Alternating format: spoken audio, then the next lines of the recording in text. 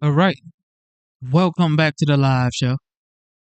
Welcome back to the live show. You know what time it is. It is your boy, Genesis. Welcome to the Genesis show. It is currently 4:16 a.m. And of course, today's date is the 2nd of August, 2025. God is the greatest. How are you doing this beautiful Saturday, early morning? All right. Like I always say, this is the United State. It is not the divided state. So, everybody, once you come in here in the chat, in the comment section, just know that you are actually talking to your fellow brothers and sisters. Okay. So, whether you're a Democrat or a Republican or independent, it does not matter. All right. In here, it is country before party. All right. Think about it. You are an American first before you are a Democrat or a Republican. And with that being said, God bless America. God bless you for tuning in. Thank you. All right. This is the Genesis Show. It is yours truly, Genesis. And today, we're going to be checking out this hearing that happened about 9 days ago. It is FEMA hearing. So the disaster response hearing by FEMA held by Transportation Committee in Congress. So we're going to check that out. And we will probably check out another hearing. Not absolutely sure, but for sure, this right here is most likely going to be fully played out this morning. It is a 1 hour, 55 minute here. All right.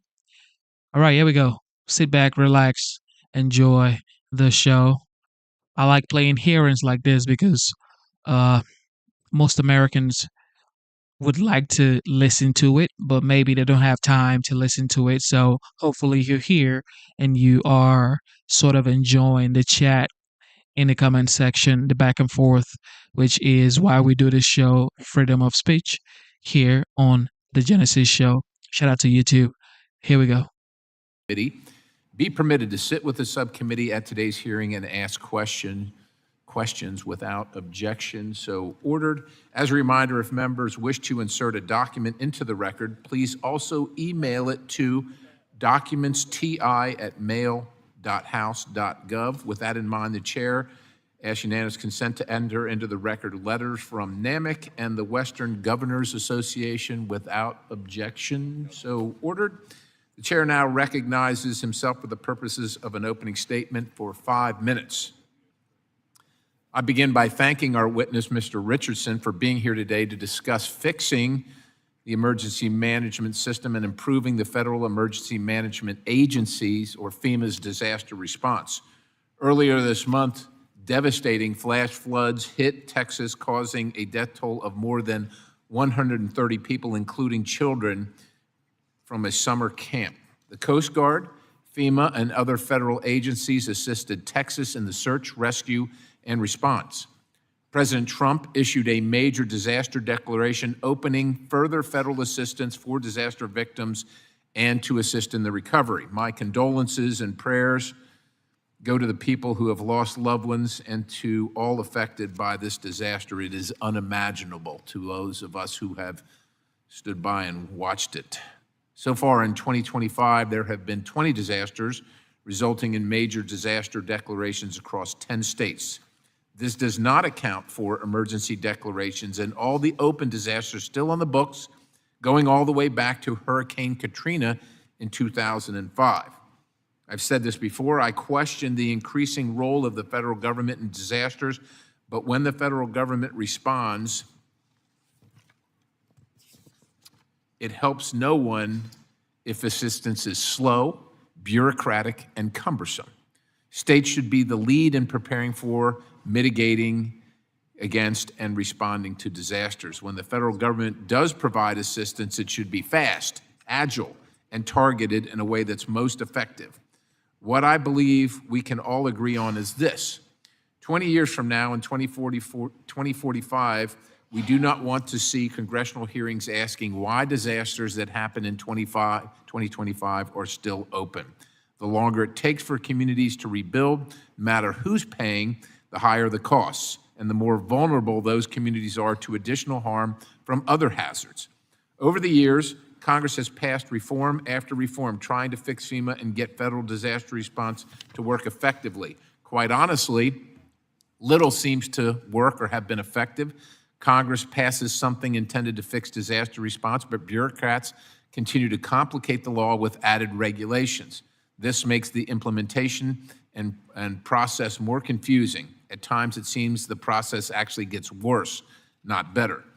The process becomes even more unclear when you add in the numerous federal agencies that are now involved in disaster. The whole point of FEMA was to carry out the president's authority in disasters and manage the entire federal government response. However, we seem to have gotten away from that, and we have many agencies, often with conflicting requirements and rules involved, slowing the process even more. Today, I hope we can touch on not just what is happening or happened in Texas and other recent disasters, but how we can work together effectively to fix our emergency management system. Our constituents, American people, are depending on it. It is our duty. How do we make it work better for the communities hit by the disasters, and how do we also respect the taxpayer? I appreciate the leadership of the full committee, Chairman Sam Graves and the ranking member, Mr. Larson, for their work in trying to tackle these issues with their legislation, and we look forward to seeing that very shortly. With that, I look forward to hearing from our witness. The chair now recognizes the ranking member, Mr. Stanton, for 5 minutes in his opening statement. Mr. Chairman, before I begin my testimony, I ask for unanimous consent that the committee observe a moment of silence to honor the 135 lives lost in the Texas floods and to pray for the safe return of those still missing. Without objection, so ordered.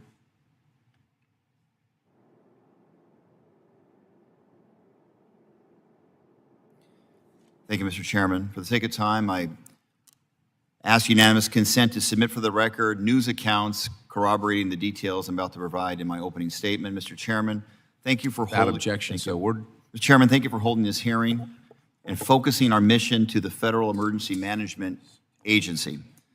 Every Democrat on this panel accepts that challenge, and I hope we can work together in a bipartisan way to get this done. The news out of Texas is heartbreaking. On July 4th, flash floods swept through Kerrville and nearby communities, claiming 135 lives, including 37 children. We have learned the faces and stories of the victims, young girls whose dreams were stolen, camp staff who gave their lives leading children to safety, a father who punched through the window to save his family before bleeding to death from his injuries, and two little sisters swept away together, later found holding hands. So many grieving neighbors and families on the ground who have been working around the clock in response to this disaster. To those brave women and men, we see you, we thank you, and we will not forget your heroism. Meanwhile, the acting FEMA administrator, David Richardson, before us today, was missing in action. For the first 48 hours, the most critical window for search and rescue, he never visited the National Response Coordination Center. For more than a week, he stayed away from Texas, and for 10 days, he made no statement about this tragedy. Not a word of sympathy or reassurance to the public. When he appeared finally in Texas on July 12th, it felt like a box-checking exercise to quiet his critics. He stayed only a few hours. But in his rush, Mr. Richardson failed to check the most important box, basic human decency. This tragedy forces some incredibly hard questions. Did the FEMA administrator fulfill his legal duty? Did he fulfill his moral duty? Did the administrator sitting before us do everything that he could to save lives? The FEMA administrator is the primary federal coordinator for disaster response. That means anticipating needs, acting proactively, moving resources swiftly, even without waiting for a specific state request. FEMA's own national response framework demands proactive search and rescue. These reforms were put into place after Hurricane Katrina, when federal failures cost lives. Yet nearly 20 years later, history has tragically repeated itself. Secretary Noem required her personal sign-off on every contract above $100,000. That bottleneck delayed urban search and rescue teams for more than 72 hours. By the time many urban search and rescue teams reached Texas, no one had been found alive for days. Days. On July 5th, less than 24 hours after the tragedy, FEMA's call center contract expired because of this $100,000 sign-off policy. The result, the vast majority of calls from survivors went unanswered. Families desperate for shelter and aid were met with silence. Can you imagine losing a family member, losing your home, and having your call go unanswered when you're looking for a lifeline? Yet on July 11th, with over 100 people still missing and search teams still working to find people, President Trump and Secretary Noem called it, quote, the best FEMA response ever, unquote. All while this administration was working to dismantle FEMA, the very agency whose workers were still risking their lives to save others. According to CNN, FEMA's search and rescue chief resigned in frustration over the Texas response. DHS bureaucratic hurdles cost his team critical time and likely lives. This committee has a duty to uncover why FEMA failed to meet its obligations and ensure no community ever faces these failures again. So I look forward to questioning Mr. Richardson about these stunning breakdowns in leadership and how we fix them. Thank you, Mr. Chairman. I yield back. Chair thanks the ranking member. The chair now recognizes the ranking member of the full committee, Mr. Larson, for 5 minutes for his opening statement. Thank you, Subcommittee Chair Perry and Ranking Member Stanton, for convening today's hearing on FEMA. The importance of this hearing can't be overstated with the recent tragedy in Texas, as it was a devastating reminder that disaster preparation and response is a life or death matter. To quote former FEMA Administrator Pete Gaynor, emergency management is locally executed, state managed, and federally supported. The system was created so the federal government can step in when local capacity and capability to respond to disasters has been overwhelmed. This is how emergency management has worked since President Carter created FEMA by executive order in 1979. And now the current administration has stated its desire to eliminate FEMA as it exists today and have states lead disaster response. But states already lead disaster response. That is how disaster response works. Dismantling FEMA does not empower states. It just slashes the federal safety net that serves as a backstop for critical phases of emergency management. This will not streamline disaster response and will unnecessarily inflate the impact and cost of deadly disasters. And it appears so far that 434 of 435 members in the House of Representatives agree that FEMA should not be eliminated, an outstanding majority for this body.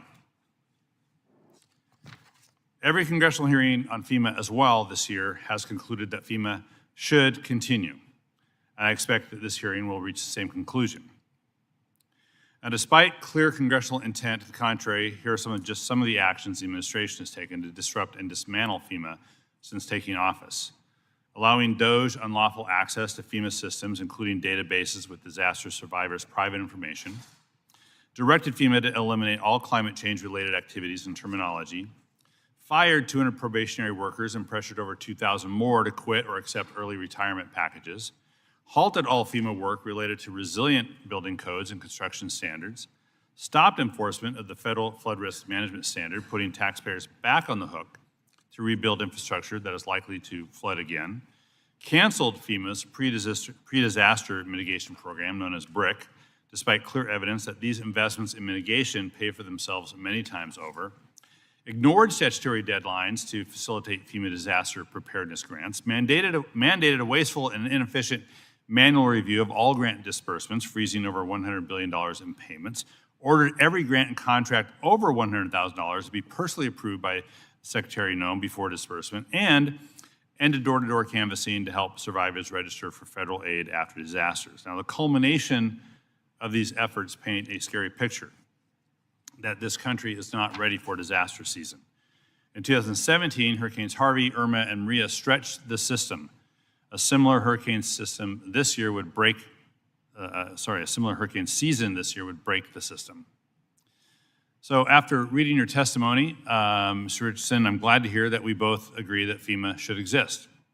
That's why I've worked with Chairman Graves to draft the Fixing Emergency Management for Americans Act, or the FEMA Act. Our bill will restore FEMA to being an independent cabinet-level agency, creating a new public assistance program that gives incentives to states to prioritize resilience and rebuild quickly, improve FEMA's individual assistance program for disaster survivors by creating a universal application for federal assistance, making it easier for survivors to access resources for basic needs and housing, and restructure FEMA's mitigation programs to make funding accessible with greater speed and reliability. It does many other things, and it is based on bipartisan work of this committee and has bipartisan proposals from folks on this committee and off of this committee. We'll be introducing the bill this week after months of painstaking review and incorporation of stakeholder feedback. We're not waiting for a FEMA Review Council. We don't need to wait for a FEMA Review Council. We've been reviewing FEMA for a long time, and that's why the FEMA Act is getting introduced. So I look forward to moving this legislation through the committee and to the House floor before and hopefully having it passed by both houses of Congress and signed into law. That is the process of making major changes to federal government agencies.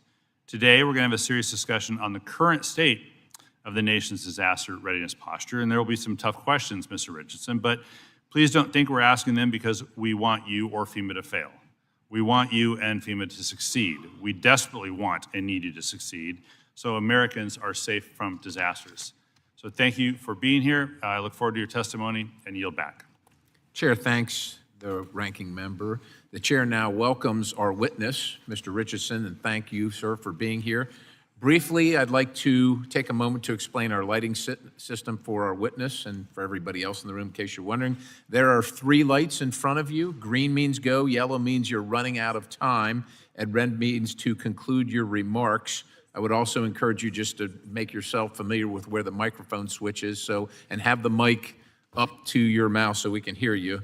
The chair asks unanimous consent that the witness's full statement be included in the record without objection. So order. The chair also asks unanimous consent that the record of today's hearing remain open until such time as our witness has provided answers to any questions that may be submitted to him in writing without objection. So order. The chair also asks unanimous consent that the record remain open for 15 days for additional comments and information submitted by members or the witness to be included in the record of today's hearing without objection. So ordered.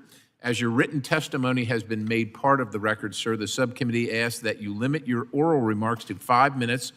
With that, Mr. Richardson, you are recognized for 5 minutes for your testimony.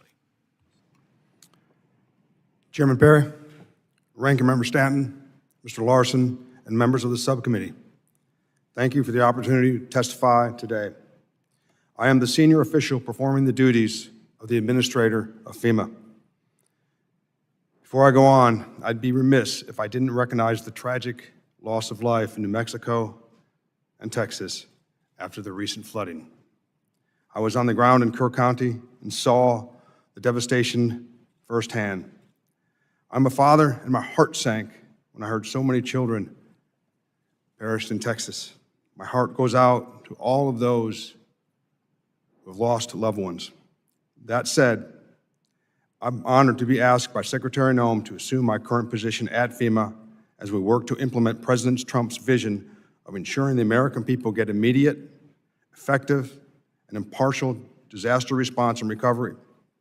The President and the Secretary have called on FEMA to return to its statutory mission, and I'm taking steps to do exactly that.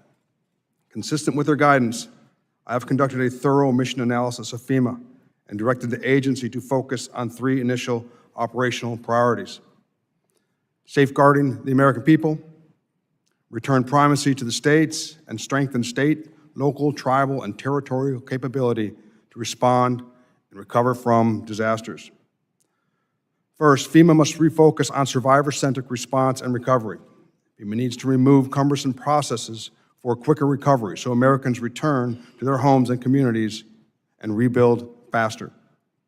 We must find the most innovative and creative methods available to deliver assistance to every American who qualifies for it, and while also communicating faster, more clearly, and through more modern means.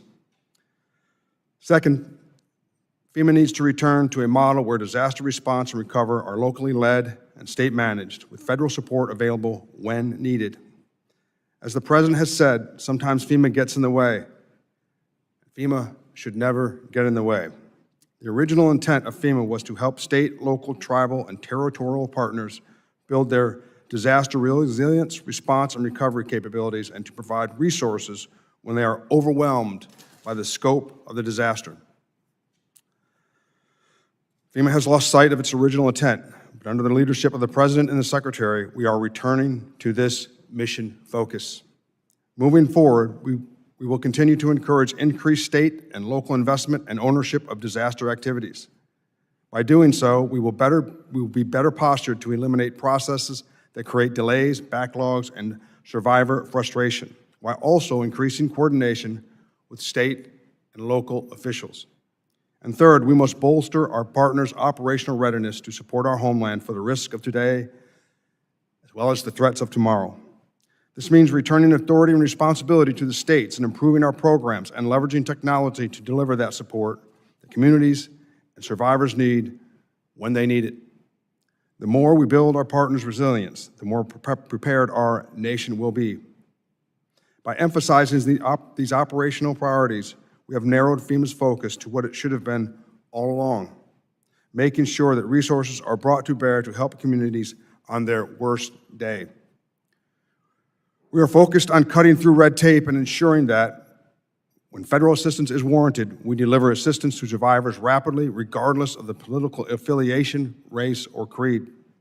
But these are just the initial steps. The President has appointed Secretary Noem and Secretary Hegseth to lead the FEMA Review Council, which is conducting a comprehensive review of the agency.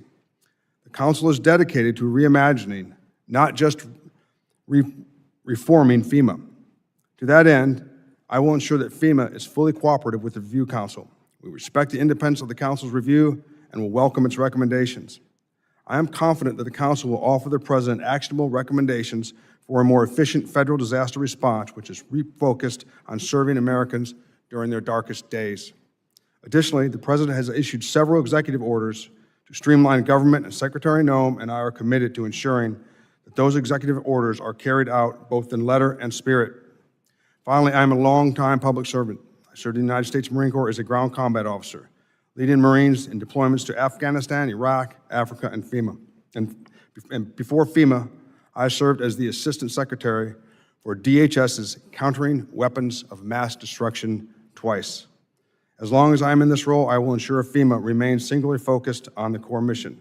This subcommittee has an important voice in this process of change, and I look forward to working with the committee on the FEMA of tomorrow. Thank you again for the opportunity to testify today, and I look forward to your questions. Chair thanks the gentleman for his testimony. We will now turn to questions. The chair recognizes himself for 5 minutes of questioning.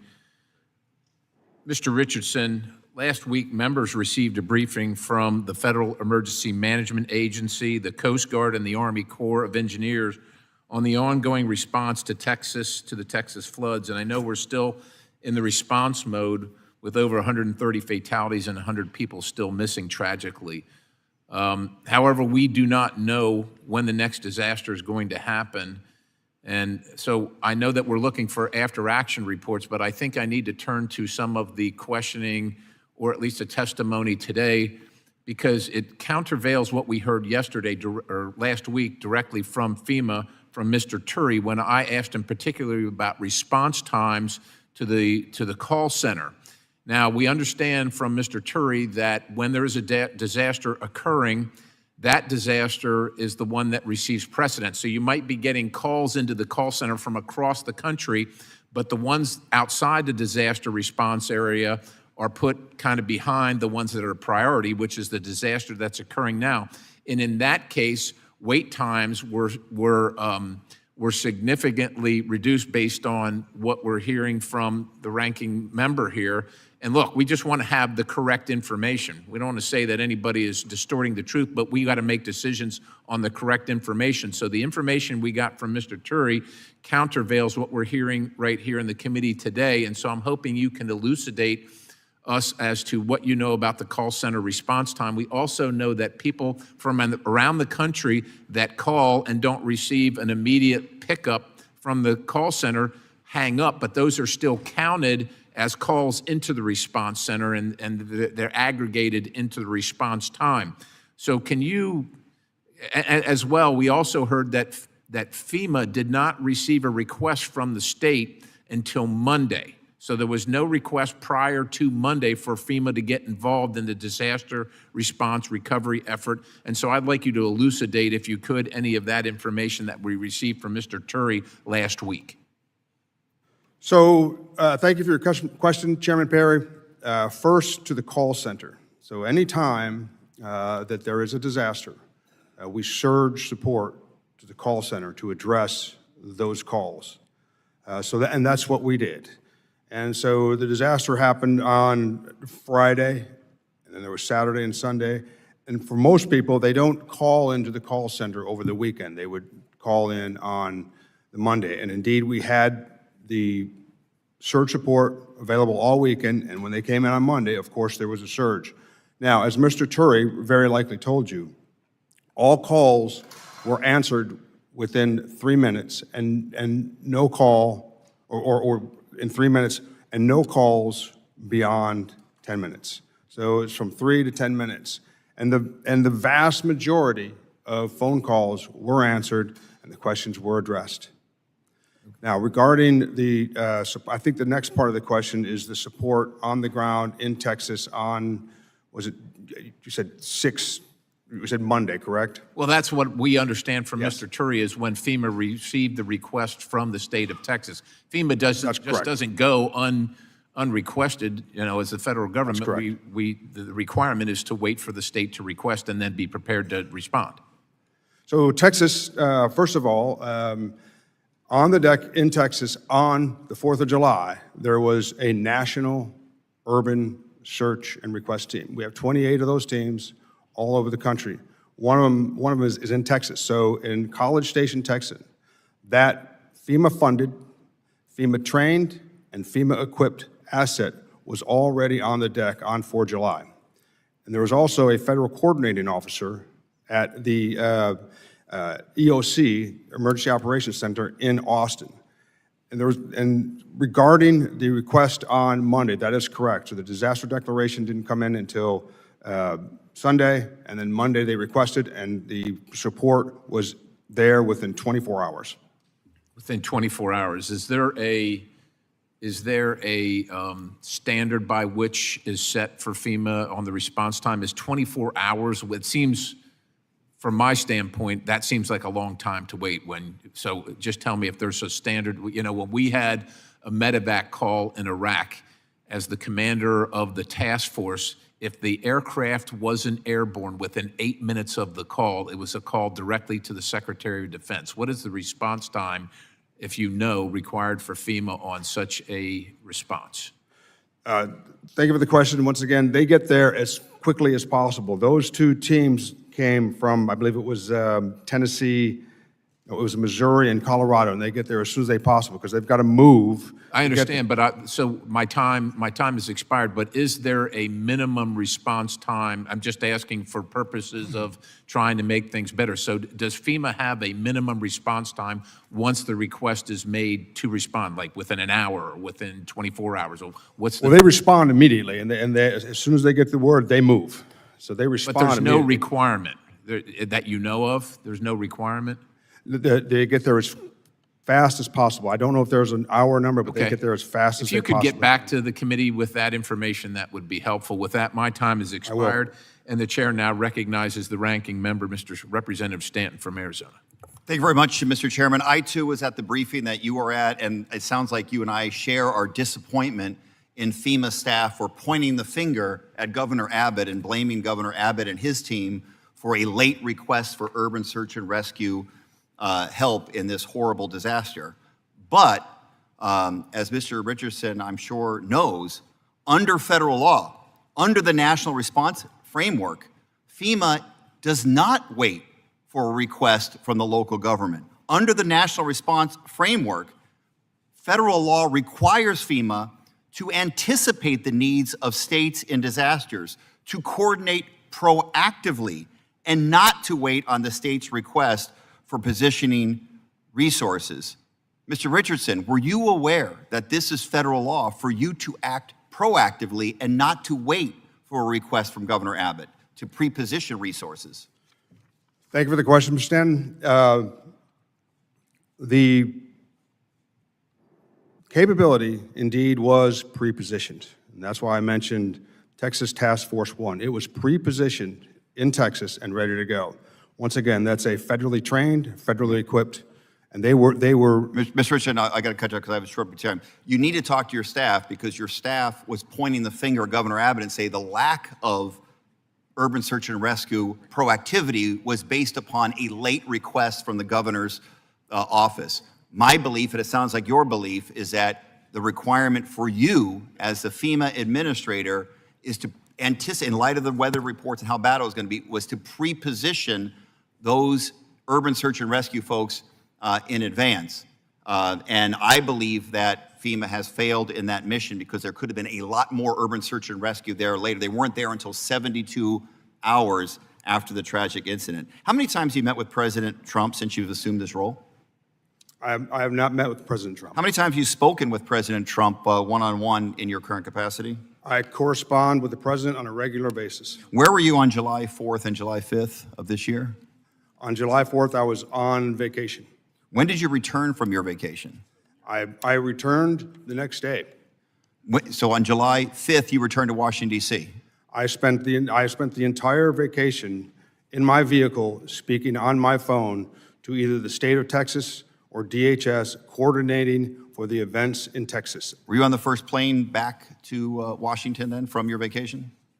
I was in my truck with my two boys and myself. I was in my truck. I remained in my truck the whole time.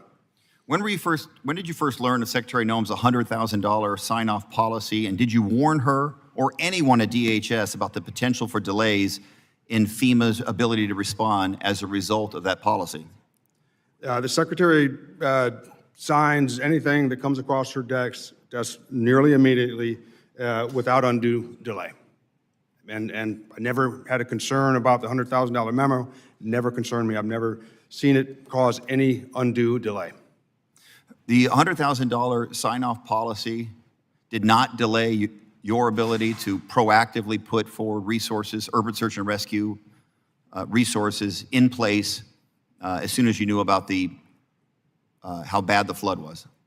Under President Trump's leadership and Secretary Noem's leadership, their exceptional leadership, the support that was so critical to the people and the state of Texas on their worst day was on target, on time, and that is what they told me. Yeah. That's what the president said. That's what the secretary said. Texas got what they needed when they needed it.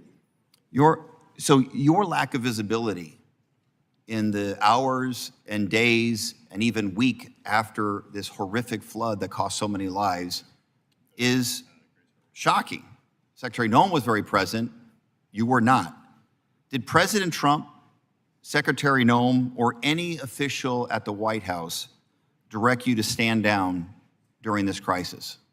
I was in constant communication with the state of Texas, DHS, and the White House, handling the disaster immediately when I found out. And I remained so for the entire time.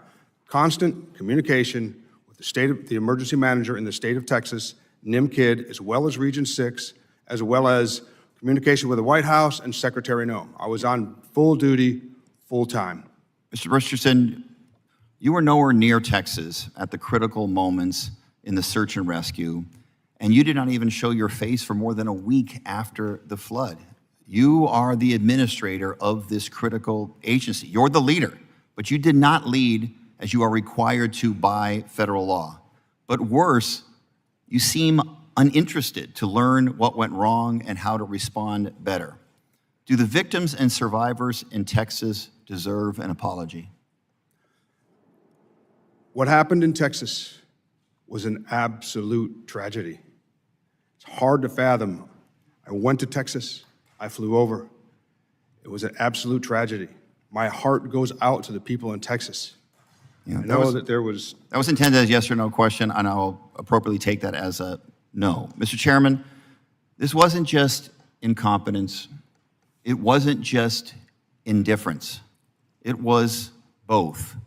And that deadly combination likely cost lives. I yield back. Gentleman's time has expired. The chair now recognizes Representative Vizell from Mississippi. Thank you, Mr. Chairman.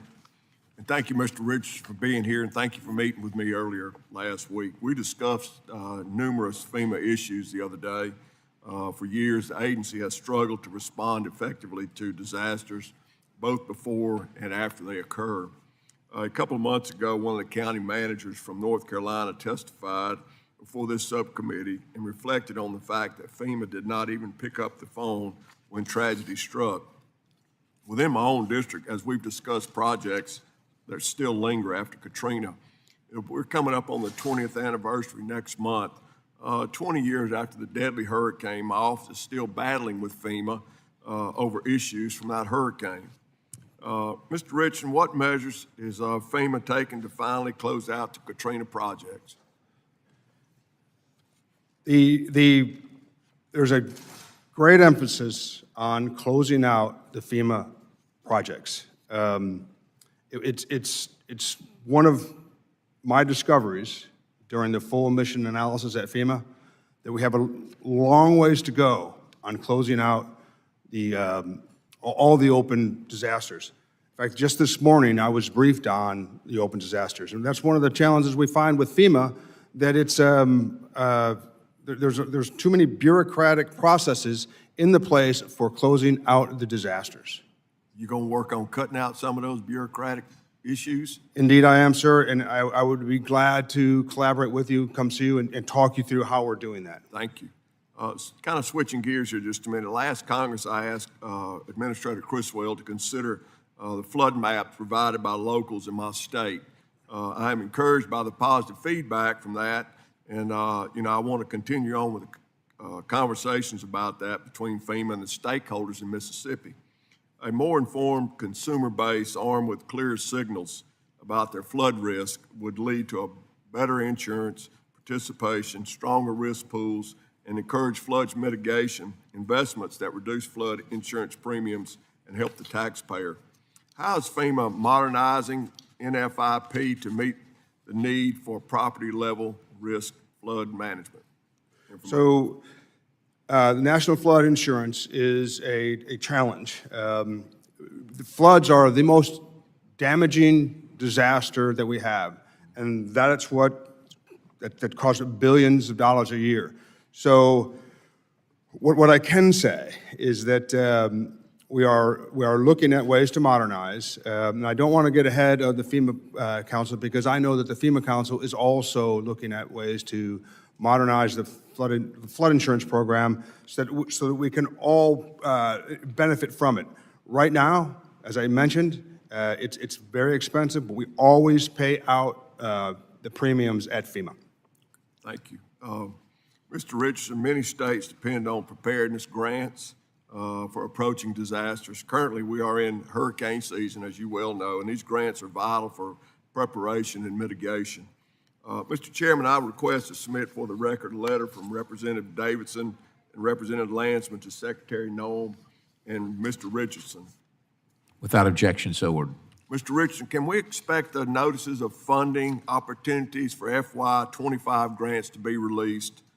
They're currently 68 days behind their past due date. I have good news. As we speak, notice of fundings are going out the door. Great. Well, that's really good news. Lastly, Mr. Richardson, have you been able to read through the bipartisan work product the committee has introduced on FEMA reform, and what's your opinion of the reform draft? Indeed, I have. Can you repeat the last part of the question? Have Mr. you been able to read through the reform we've asked, and can you give us your opinion about the draft? So I read through the draft, and because I've done my own thorough mission analysis at FEMA, I'm pretty familiar with the language in your draft. And there was a couple of things I saw. Although it didn't address mission creep necessarily, what I did see was that it was restricted to the statutory missions of FEMA, which is good, because what I discovered during the mission analysis, there's a lot of mission creep. A couple other things I saw in there. There was a large emphasis on coordination. I think part of the mission creep at FEMA is that there's boots on the ground where we should be doing more coordination. I do believe I saw something in there on continuity, which is outstanding. And then I think there could be better survivor interface, and that's also something that was in the draft language. Thank you, sir, and I appreciate you being here today. And Mr. Chairman, I yield back. Chair thanks the gentleman. The chair now recognizes the ranking member of the full committee, Representative Larson from Washington. Thank you, Mr. Chair. Mr. Richardson, your testimony says that you've been asked to, quote, return FEMA to its statutory mission, and you mentioned that a couple times.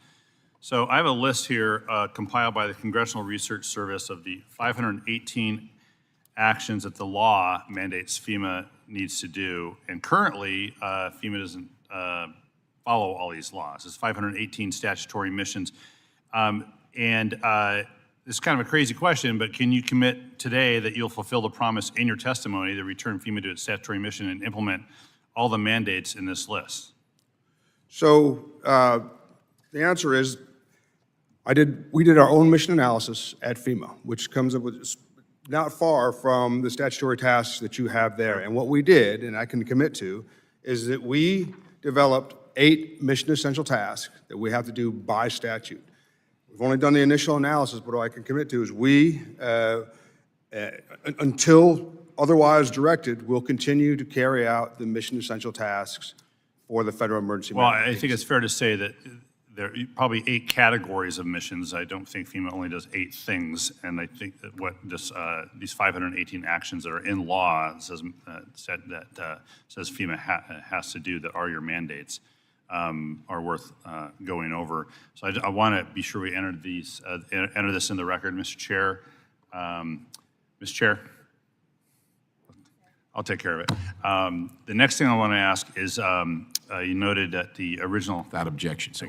Your testimony says the original intent of FEMA was to help state, local, tribal, territorial partners build their disaster resilience, and that FEMA, quote, must bolster our partners' operational readiness to support our homeland for the risks of today and threats of tomorrow. Here's the thing.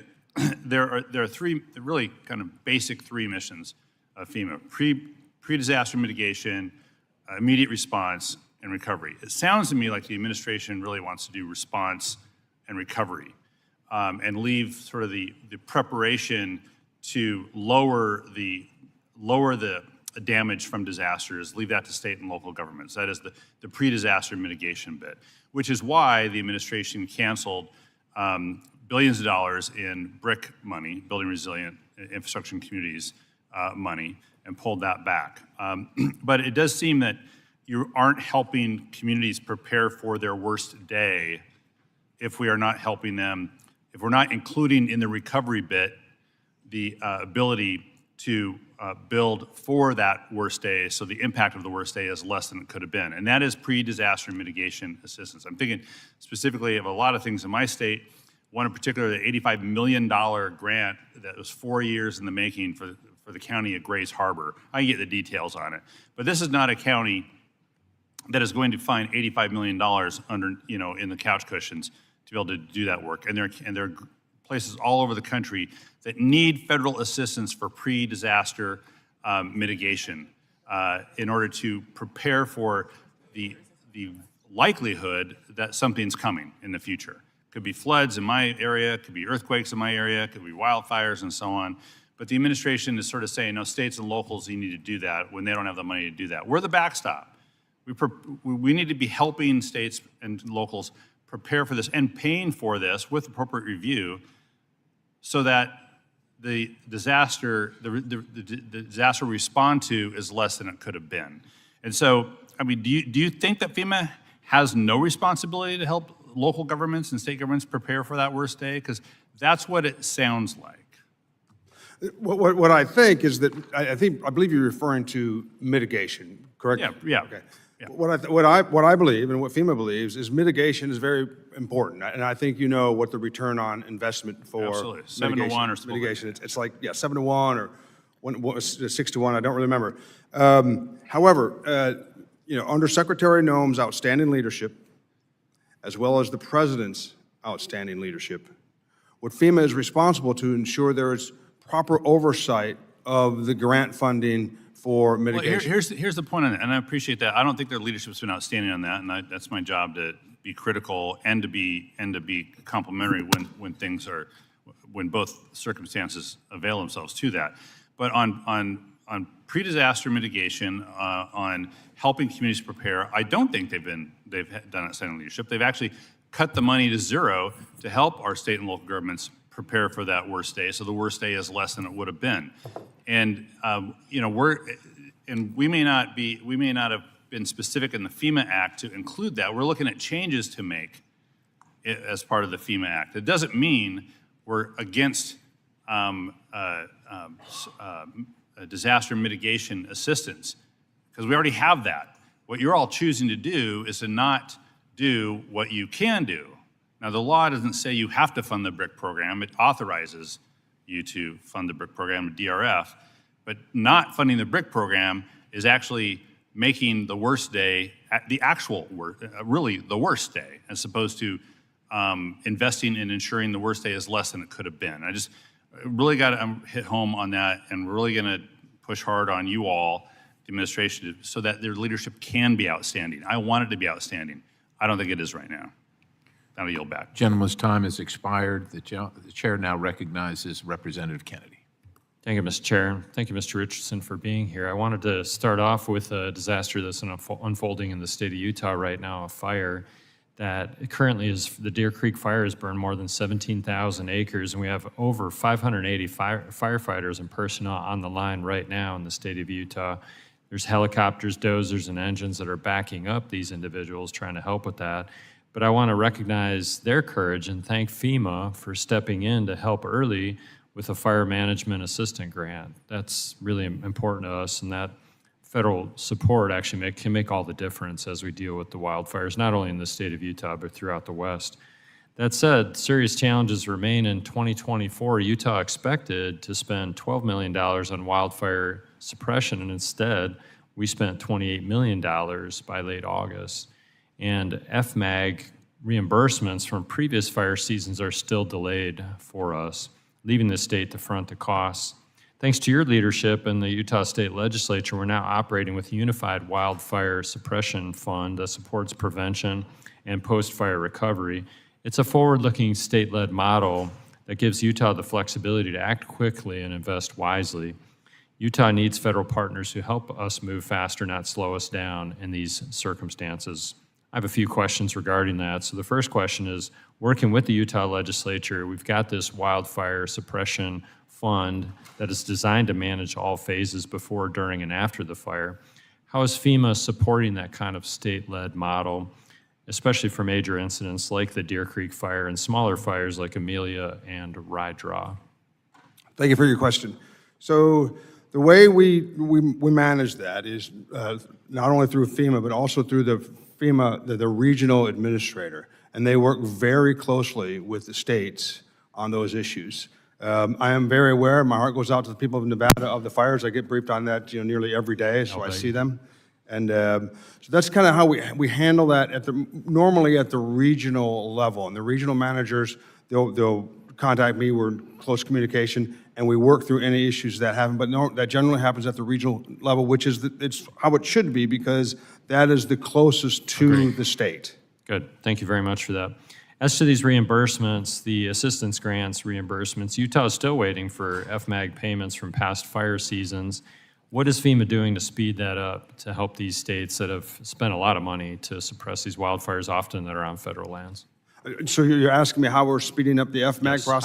How do we speed up the FMAG process? So I'm not real familiar with exactly how we do the FMAP. What I'd like to do is go back to my office and see Please do. exactly how it's done, and then we'll bring to you some recommendations. Yeah, and anything we can do to help with that, with recommendations on your part or our part. The reality is this is in the state, but the federal lands are often implicated, which leads me to my final question. If I have any time remaining, I'll yield that to my chair. But the Deer Creek fire currently is crossing county and state lines as well as tribal lands. And what systems is FEMA using to support real-time coordination as we deal with various jurisdictions associated with these fires, which don't respect boundaries? So are you asking me what technology we're using? Technology or methods that we'll use as these fires cross various jurisdictions, including state lines, county lines, and tribal lands. Once again, I'm going to have to get back with my staff, and I'll circle back with you. Please do. Thank you very I don't much. know the exact answer to that. Mr. Chair, I'll yield time to you if I've got about a minute left, so please. Chair, do. thanks the gentleman. Mr. Richardson, in previous questioning, it was implied that FEMA is, I think, uncaring. And many of us on either side of the aisle here have certainly plenty of, I think, justified criticism of FEMA. But in regard to the Texas fire or Texas flood and the search and rescue effort, is my understanding in the briefing last week that the governor requested the Coast Guard, indeed close by, one unit located in Houston. Neither unit could get to the site of the flooding and actually do search and rescue or recovery operations due to weather.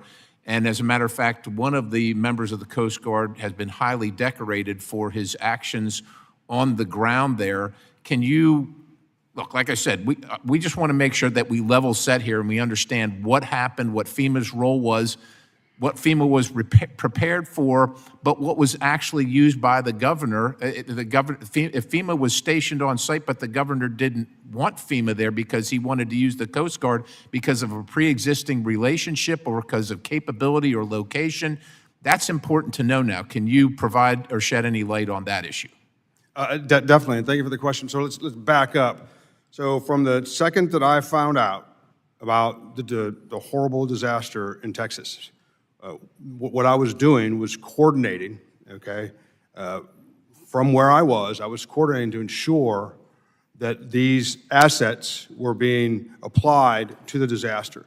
Now, Texas Task Force 1, which is a FEMA paid for and equipped asset, was working also with the emergency state manager, but they also have a direct relationship with the Coast Guard, CBP, Public Health, and the Texas National Guard. So there were other forces on the ground that were either federal forces like Texas Task Force 1, which is a national, and then there was also other DHS assets. And through Secretary Noem's extraordinary leadership, my coordination, we made sure they were available to the Emergency Operations Center. Appreciate the answer. The time of the gentleman is long expired, and I want to respect everybody on the committee. The chair now recognizes the delegate from Washington, D.C., Ms. Norton.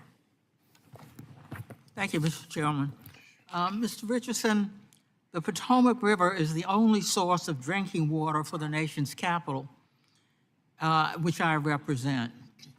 The Army Corps of Engineers produces the drinking water for the nation's capital, and the Army Corps only has 1 day of backup water supply. This poses a significant risk to the residents of the nation's capital, the operations of the federal government, national security, and regional economy. What steps, if any, has the Federal Emergency Management Agency taken to prepare for the possibility that the Potomac River could become unusable for drinking water at any moment, whether through man-made or natural events? Ms. Norton, thank you for your question. And the first time this came to my attention was yesterday afternoon. And before I left the office, I asked my staff, I said, we need to get together a information so that I can go sit down with Ms. Norton and walk through this. And we need to know all the issues. So if you would allow me to come and talk you through this and figure out how we're going to address this, I would appreciate it. Very much. I'd appreciate your coming. Do you believe that human activity particularly the burning of fossil fuels, is the primary cause of climate change? Thank you for the question, Ms. Norton. What I believe is, I'm the sitting in the chair of the FEMA administrator. What I believe that we will address disasters regardless of their origin. Well, do you believe that the frequency and severity of natural disasters in the United States are increasing? What I believe is, regardless of whether they're increasing or not, that the FEMA is there to assist the American public, the nation, in disaster response and recover, regardless of the origin or regardless of the frequency. Thank you very much, and I yield back. Chair thanks the gentlewoman. Chair now recognizes the gentleman from Texas, Representative Babbitt. Thank you, Mr. Chairman. I appreciate it. And also thank you, Administrator Richardson, not only for being here, but also for your service as a Marine. Thank you so much. The tragic events that took place during the flood in the heart of the Texas Hill Country has shaken us all very, very deeply. But for me and many families in my district, this hit pretty close to home. The Hill Country is home to Camp Mystic, Camp Stewart, Camp Waldemar, Heart of the Hills, many other ones, cherished summer camps. The children at these camps were heavily impacted by the flooding. My family's connection to these camps spans generations. As a matter of fact, my father-in-law, my brother-in-law were there in the 30s and 60s. I was a teenage counselor myself in the 60s. My own granddaughter had just returned from Camp Mystic's first term earlier this summer, and another one of my granddaughters was planning on attending Camp Mystic as well in the second term, but unfortunately, or should I say fortunately, she had a torn meniscus and we had to cancel. I've had 4 grandsons attend Camp Stewart just a few miles down the road, and there are so many more people not related necessarily by blood, but who feel like camp family to me. It was a cultural thing that went for many, many generations. The entire state mourns the loss of longtime camp director Jane Ragsdale, a woman who poured her heart into shaping generations of young lives, including my own daughters and granddaughters. No words can really truly capture the grief and heartbreak that so many of us feel, but we owe it to these families and future generations to ensure that this never happens again. We must learn everything we can from this tragedy. We must act. And that's why the House Science Committee, which I chair, will be conducting a thorough review of the circumstances surrounding this event. And it's also why reauthorization of the Weather Act must prioritize improving weather communication, strengthening coordination with local officials, and accelerating technological innovation. Communities must have every single advantage when severe weather hits. NOAA and the National Weather Service must be equipped to fulfill their core mission, protecting life and property. The National Weather Service has been found to have done their job. They were not understaffed. The truth of the matter is they did what they needed to do. Administrator Richardson, as you know, heavy rains and flash floods are not uncommon in Texas, especially in my own district over on the east side of the state, where we've had 7 disaster declarations in 10 years. But the scale and suddenness of this particular event in Kerr County, Texas, demand urgent attention. And here on the Transportation and Infrastructure Committee, where we work closely with FEMA on long-term planning and disaster mitigation, I look forward to working with you and your team to identify gaps, streamline interagency communications, and support smart, data-driven solutions, whether it's investing in flood mapping, modernizing warning systems, or expanding public education. We've got to work together to prevent another tragedy. This flood has changed lives forever. We owe it to every single family, camper, counselor, first responder, to make sure that their pain leads to progress. I don't have, well, I've got a little time left, so I want to ask you, I have a question. What steps will FEMA take to ensure that something like this will never happen again? And how can we in Congress support your efforts to strengthen preparedness and response capabilities?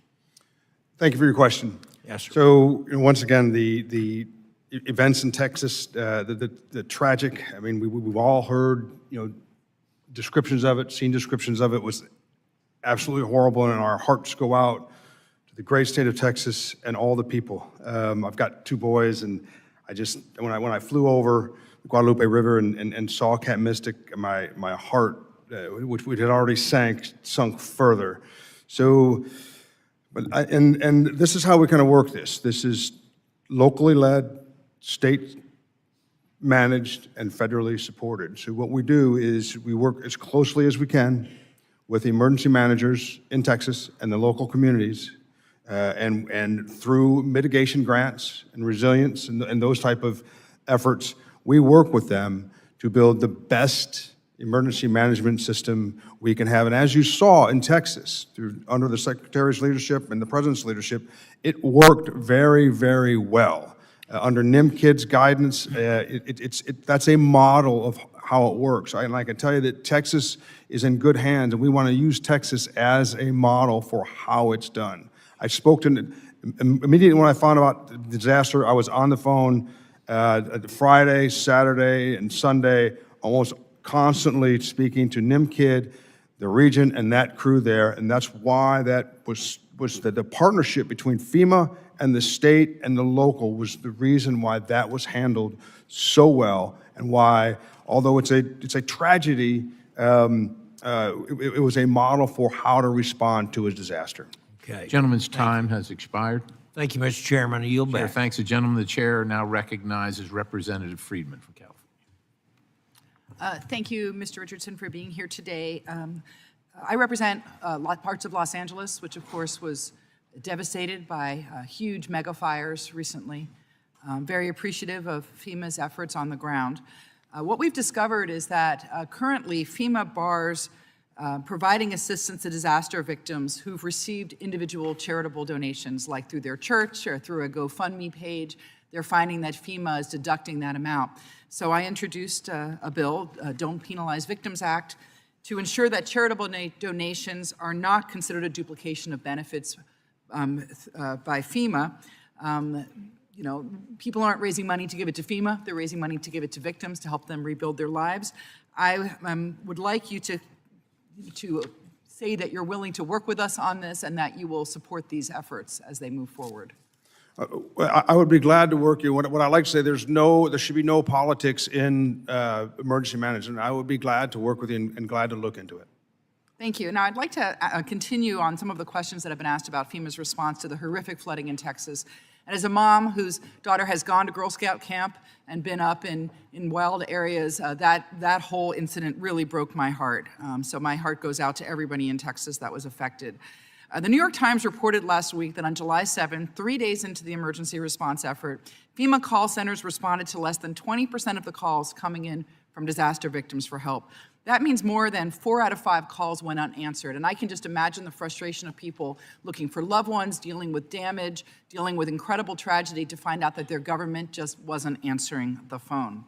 Secretary Noem, however, claimed that on Meet the Press that the New York Times piece was, quote, fake news. So I'd like to clear this up for the record. Isn't it accurate that 80% of, at least, of the calls that went to FEMA call centers on July 7th went unanswered? When the tragedy struck, we knew there would be a simple yes or no question. They either answered the calls or they didn't answer the calls on July 7th. When there was a spike in calls, FEMA was there to answer the calls. The majority of the calls were answered at the call centers. Well, that's not what the report says. The report says that on July 5th, as the floodwaters were starting to recede, FEMA received 3,027 calls from disaster survivors and answered 3,018 of them, which is over 99%. Contractors with 4 call center companies answered the vast majority of the calls. That evening, however, Ms. Noem did not renew the contracts with those 4 companies, and hundreds of contractors were fired, according to the documents and the person briefed on the matter. The next day, July 6th, FEMA received 2,363 calls and answered 846, or roughly 35.8%, according to those documents. And on Monday, July 7th, the agency fielded 16,419 calls and answered 2,613 of them, which is only 15.9%. That's shown by official documents. And FEMA officials were incredibly frustrated by the lapse in those contracts and that it was taking days for Ms. Noem to act. A little while ago, you said that part of your job you felt was to remove, you called them bureaucratic, closing out bureaucratic procedures. To me, having someone, one person only, having to sign off on every contract of $100,000 or more is the definition of bureaucracy. And in this case, it led to thousands of victims not having their calls answered by their government. Their government wasn't there when they reached out for help in their darkest hour. So are those numbers fake? Are you telling me that those are fake numbers, or are they verifiable, and did Ms. Noem misspeak when she said that it was fake news? What I can tell you is the vast majority of phone calls were answered. There was never a lapse in the contract. Secretary Noem, under her leadership, she's concerned about due diligence and making sure the American people get what they deserve So in your for mind, their tax dollars. 15.9% of calls being answered is the vast majority? So is that the benchmark now we're looking for FEMA to answer their calls? 15%, or in one case, 35% in a day, in the middle of this disaster, this huge disaster? I would have to agree with Secretary Noem, that's fake news. The majority of the calls were answered. There was never a lapse in contract. Well, that is absolutely not what the reports from these companies from the disaster says. They give specific numbers of calls that went unanswered, and I don't see how you can deny these reports, but I will yield my time back. Chair, thanks, gentlelady. The chair now recognizes Representative Onder from the state of Missouri. Thank you, Mr. Chairman. Yeah, thank you, Mr. Richardson, for being here with us today. Missouri experienced severe storms and flash flooding earlier this year on May 23rd, and we didn't receive a disaster declaration until last night. My constituents were frustrated by how long it takes to get temporary housing and debris removal assistance support from FEMA. Why does it take so long to make these determinations, and what's being done to cut the time to get help in these situations? So when the determinations come in, we review them. We work with the regions primarily.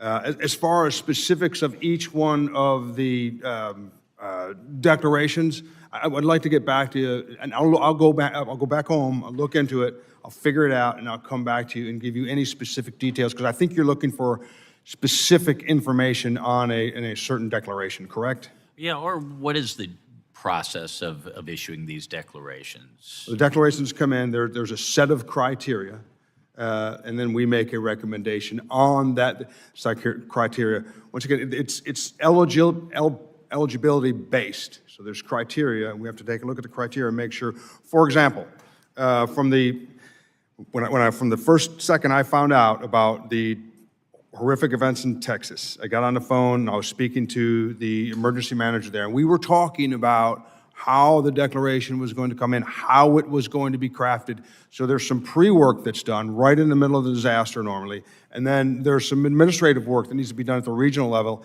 and then it comes to FEMA.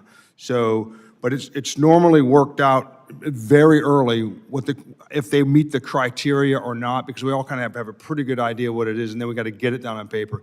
And that's what I spent a lot of time on the 4th of July, or really the 4th and the 5th with NIM Kid, because theirs came in, I believe it was just after midnight on Sunday, so it came in very quickly from Texas. And then the criteria, we took it and we turned that around within just a couple hours. Very good.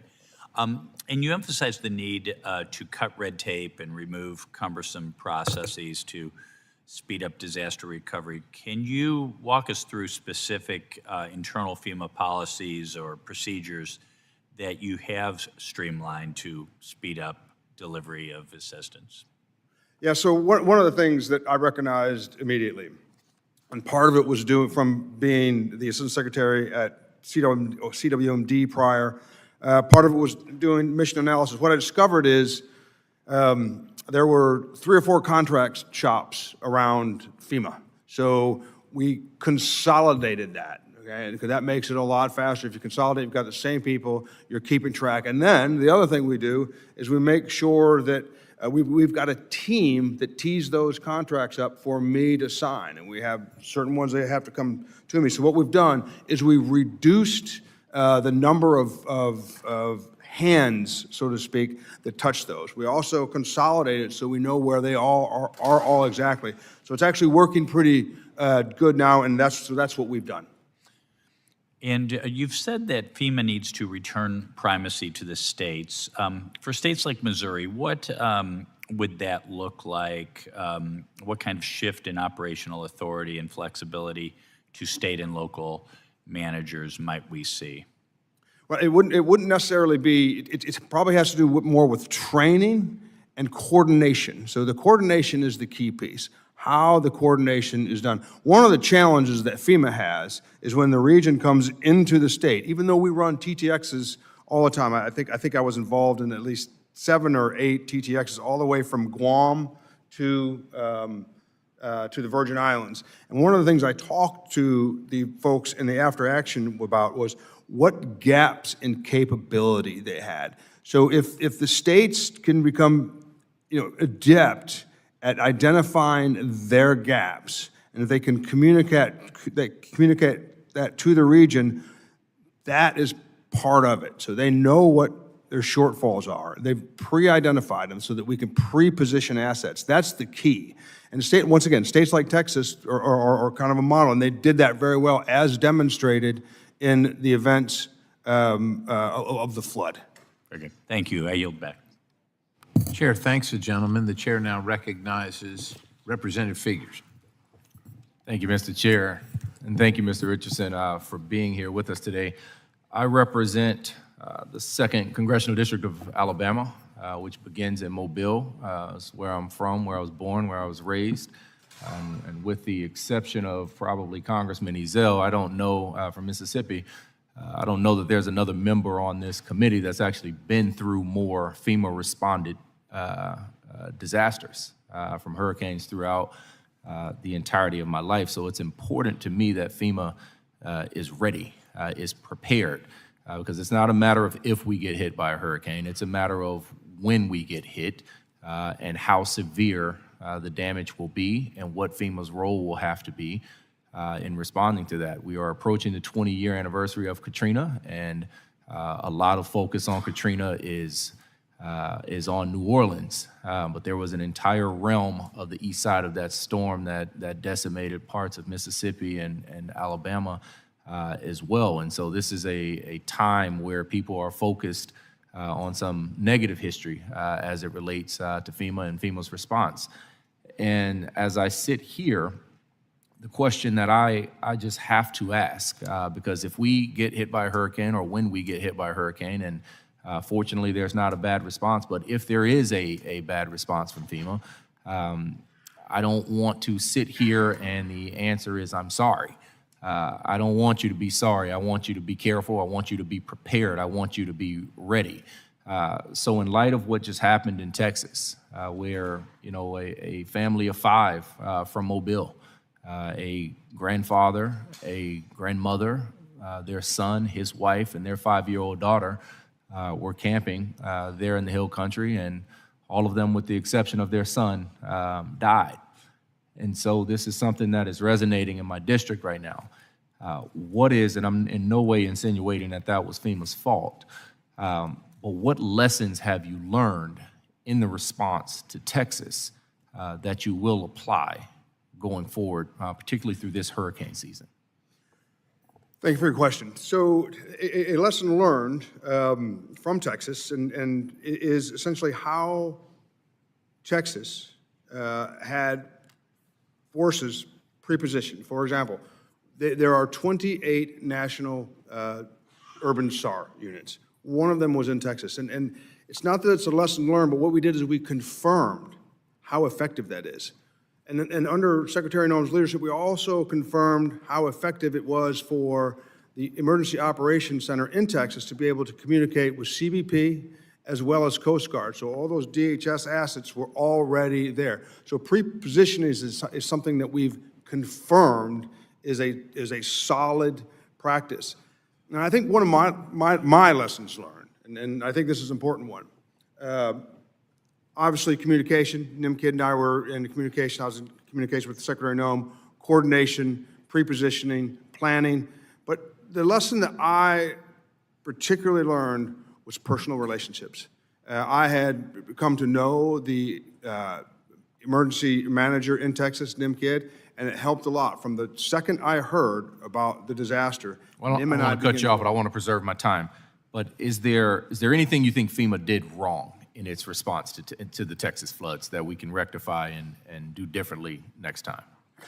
I can't see anything that we did wrong, and I think the president and the secretary have acknowledged that, and so is Governor Abbott, by saying how well we did. So what we would like to do is we would like to take the strengths that we did in Texas, and we were going to share them with other states, and we'll work on them in tabletop exercise to make sure that they can do it as well as Is it your Texas. testimony here today that FEMA's response to the Texas flooding was a perfect game? It was perfect. Well, nothing is perfect. However, I will say that it was a model, particularly at FEMA, the region, and the state level, that continuity. It was a model how disasters should be handled. And that's thanks to the President's guidance, the Secretary's guidance, Governor Abbott, the State Emergency Operations Center in Texas, the emergency manager, as well as the Region 6 manager. Well, one thing I would encourage is it's important to see leadership there on the ground when it happens. So if this happens in Mobile, we certainly want to see you on the ground, within a reasonable time of when it happens. The last thing I'll say is I know notice of fundings for FEMA grants just went out or are in the process of going out, the notice of funding opportunities, but they're 68 days late. And so my concern is making sure that you guys have the resources and the commitment to actually review the incoming applications in a manner where we will not end up in an excessively delayed state when it comes time to actually awarding the funding opportunities. And with that, I yield back. Thank you, Mr. Richardson. Chair, thanks to the gentleman. The chair now recognizes Representative Fong from California. Thank you, Mr. Chair, and thank you, Administrator, for being here and for your leadership.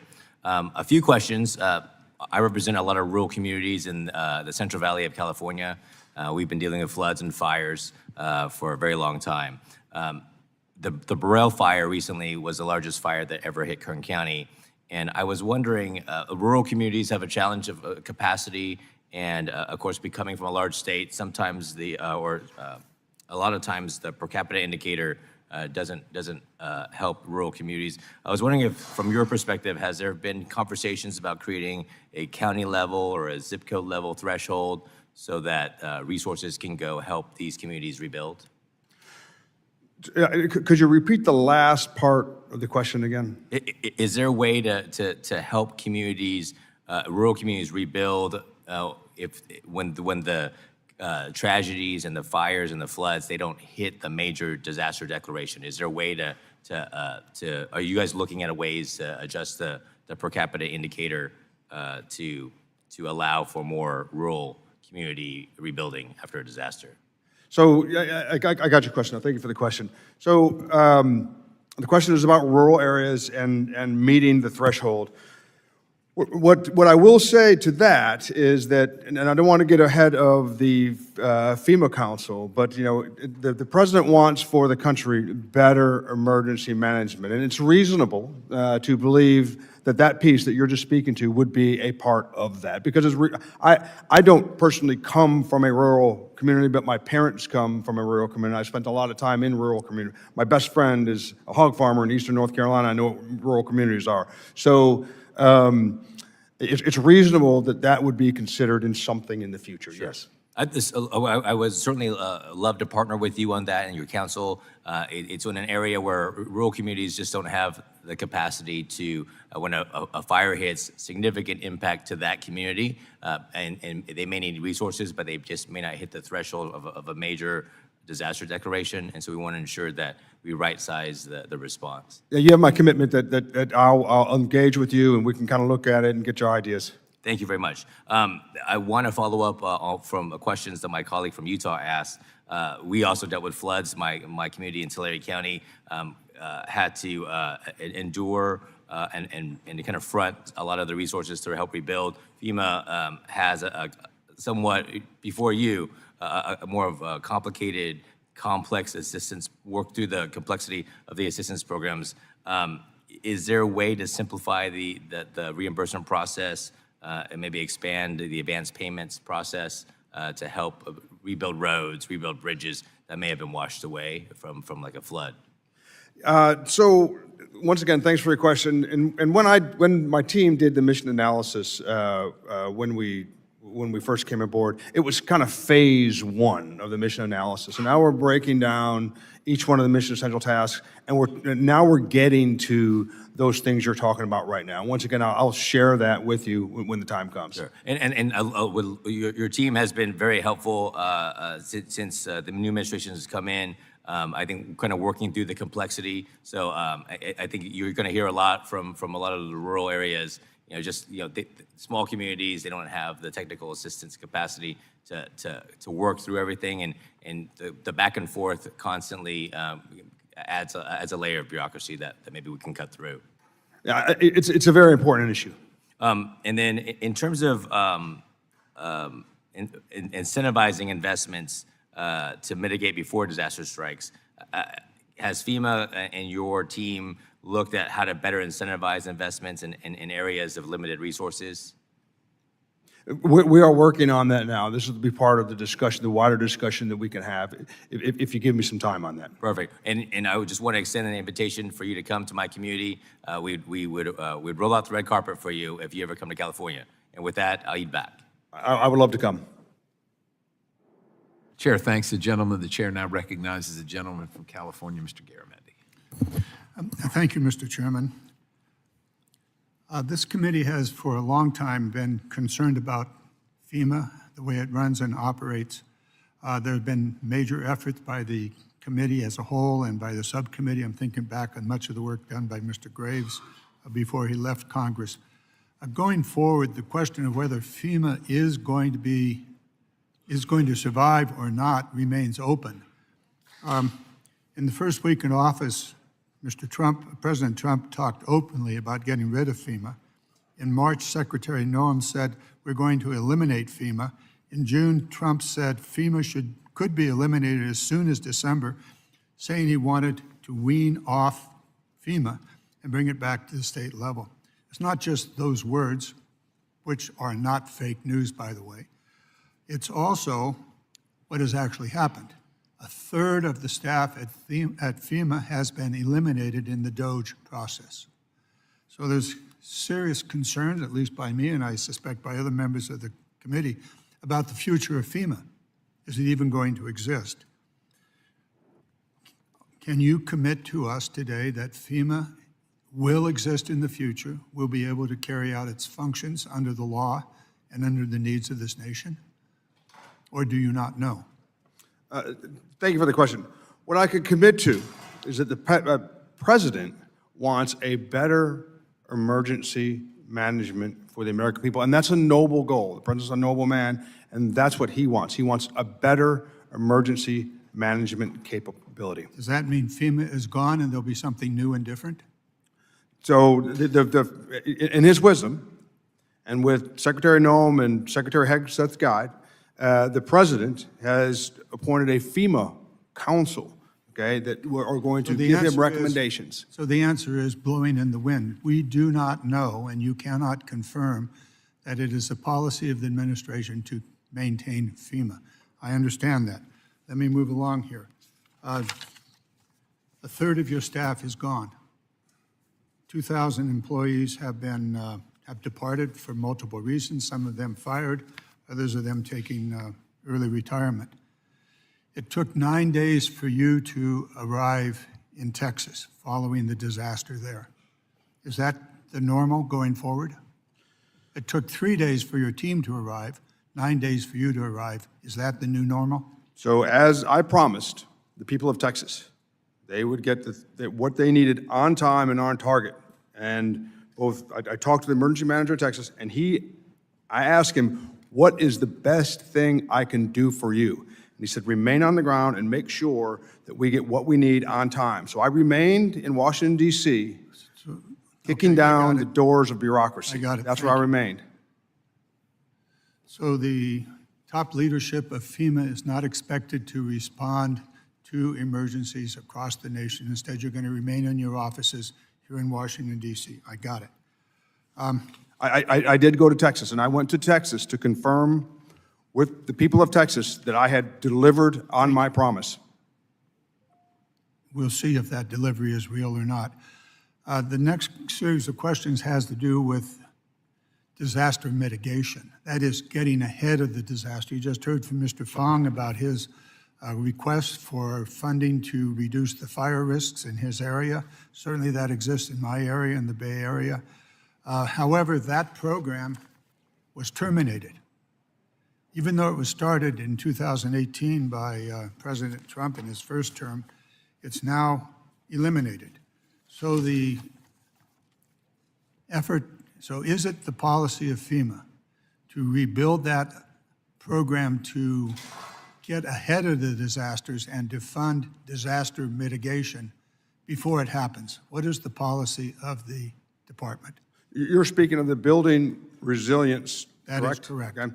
So it was started in 18, but under the Trump administration, that program began to be used for things like bike paths and shade at bus stops. So instead of dealing with those specific, rather small funding programs, you decided to eliminate this entire program. Is that correct?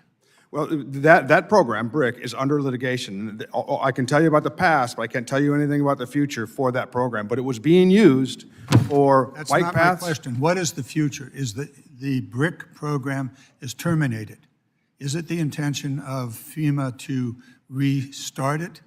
Or are we simply not going to pay attention to an effort to reduce the potential for a disaster? What is Resilience is a top priority of FEMA, but that program, once again, there's litigation surrounding that program, and I'm not at liberty to speak of it. Gentleman's time has expired. Chair Thank thanks you, the Mr. gentleman. The chair now recognizes Representative Rouser from North Carolina. Thank you, Mr. Chairman, and Mr. Richardson, thank you for your service. It's not an easy job that you have by any means, but a very, very important job. Just to finish that line of questioning, or your answer rather, you mentioned BRIC, the BRIC program was funding bicycle paths, and then what else you got cut off? I was just curious what else you were going to say. So there was bicycle paths, it was trees surrounding bus stops, and these grants have been used for a lot of rather what I would call odd things. For example, we put people up in the Roosevelt Hotel, or illegal immigrants up in the Roosevelt Hotel. With some of the grants, that wasn't necessarily a wise thing to do. We also have funded projects that made DEI ambassadors for the New York City Police Department. Yeah, so not exactly mitigation efforts. Right. During the Biden administration, it seems like there were a lot of the grants. A lot of the grants sound good, and then you dig into them, and they're not so good. I've got a note here on a handful of them, but so yeah, if you're housing folks in or illegal aliens in the Roosevelt Hotel, that's probably not the best use of the American taxpayers' money. Okay. Looks good on the surface, but when you get into it, it's not. I got the answer there. Let me move on to my questions before I run out of time. So the Review Council. When does FEMA anticipate the Review Council will finalize and share its recommendations for Congress? Do you have an idea of a timeline on that? The FEMA Review Council is working now, and there's, in the late fall, I believe that's when, or when are they plan to give their recommendation to the president. Thank you for that. Hurricanes Matthew and Florence, they affected my district pretty significantly. Matthew was in 2016, Hurricane Florence was in 2018. In 2018, Brock Long was the administrator, and I have to say in both of those storms, the FEMA response was very, very good.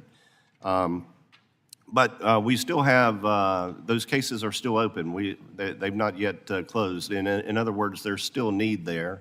And there's still reimbursement that's waiting to be signed, or I'm not sure where it is in the bureaucratic process. And of course, those storms were 7 and 9 years ago, respectively.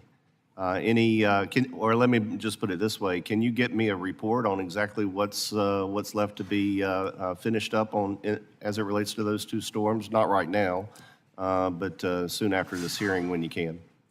Yeah, thank you for the question. Each day I get a snapshot of the open disaster claims, and it's shocking to see how many of them are still open. And no doubt, we need to reduce the number of open declarations. And yes, I can get back with you. I'd be happy to get back with you on that. Yeah, is that an issue of resources or administrative time, or what is the holdup there? Or regulatory burden of some sort? My gut feeling is it's just how it's developed over time. Probably at one point, a handful of people, touched it, and by this point, there's many more people than necessary to touch that. Okay, one last thing. Hurricane Helene didn't hit my district, but it did hit my friend and colleague Chuck Edwards and Virginia Fox really, really hard. Their districts in western North Carolina. Obviously, you have every storm is different. Every locale is different. In western North Carolina, you have a lot of private roads. FEMA traditionally doesn't help out with private roads, but if those private roads don't get rebuilt, you can't, get debris and other items that are necessary for recovery. And I think that's been one of the big issues for western North Carolina. Chuck Edwards had tried to get some clarifying language included as part of the CR. That didn't work out. But flexibility in terms of addressing need, because again, not every place is the same, I think is crucially important. Is that a line of thought that you all are pursuing at all? The question involves private roads, and thanks for the question again. Right, private roads is an issue, particularly for some reason in North Carolina, and we're working for a way where we can resolve that and try to provide a resolution to that, and I'll keep in contact with you and make sure you kind of stay abreast of that. Well, until that aspect is handled, it's just hard for that area to make any kind of substantial recovery. That's the bottom line, and it's somewhat unique to western North Carolina, which speaks to the need for flexibility when you're dealing with these disasters and response. Yeah, my heart goes out to the people of North Carolina and that whole region, Tennessee, Western Virginia, that had to suffer that tragedy. Thank you, sir. I yield back. Gentleman, thanks. Or the chair thanks the gentleman. The chair now recognizes Representative Gillen. Well, thank you, Mr. Chairman, and thank you, Mr. Richardson, for being here today. So as acting administrator of FEMA, you oversee the agency's preparedness grants, including the nonprofit security grant program.